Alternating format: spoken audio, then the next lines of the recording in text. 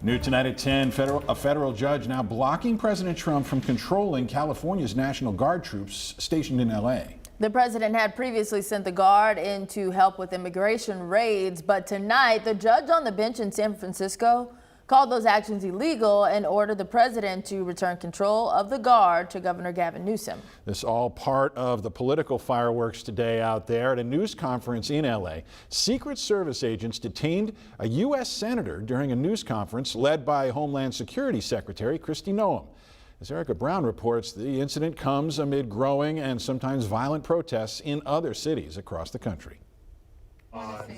California Democratic Senator Alex Padilla spoke out shortly after he was forcibly removed from a Department of Homeland Security news conference about ICE immigration raids in Los Angeles. If this is how the Department of Homeland Security responds to a senator with a question, you can only imagine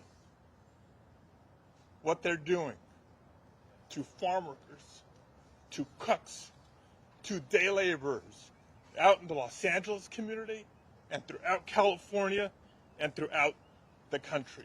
Lawmakers on Capitol Hill reacted to the incident during which Padilla was detained after he audibly identified himself as a senator. There can be no justification of seeing a senator forced to their knees, laid flat on the ground, their hands twisted behind their back, and being put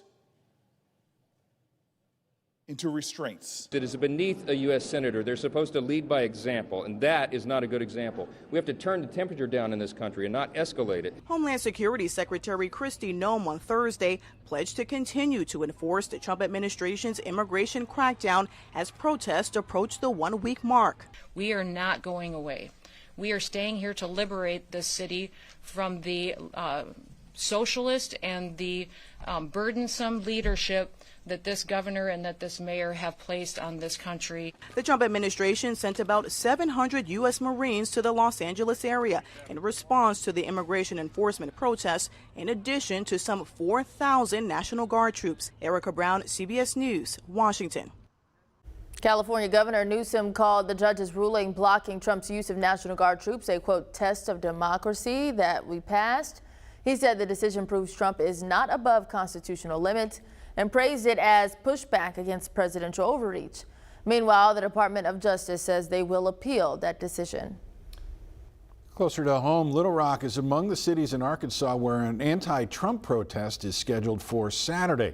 The coordinated movement calls itself No Kings. Organizers have 10 events planned in the state. They include in Fayetteville and Monticello.